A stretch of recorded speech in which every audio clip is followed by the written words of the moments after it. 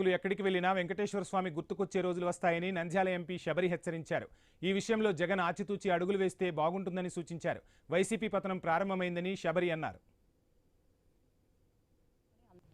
ఆనాడు భూమన కరుణాకర్ రెడ్డి గారు వెంకటేశ్వర స్వామి అంటే భక్తి లేదు, ఆయన అసలు హిందువే కాదు, మన అందరికీ తెలుసు.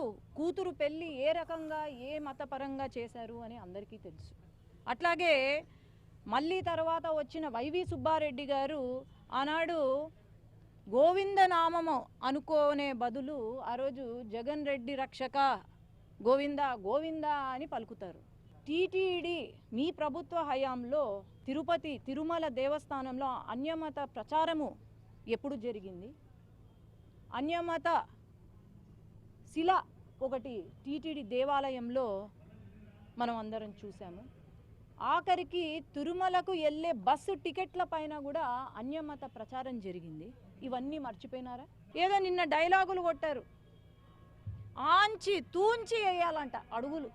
అయ్యా జగన్ గారు, మీరు ఆచి తూచి అడుగులు వేస్తే బాగుపడతారు, కానీ ఆంచి తూంచి అడుగులు వేస్తే ఇట్లనే జరుగుతుందయ్యా అని నేను చెప్తున్నా.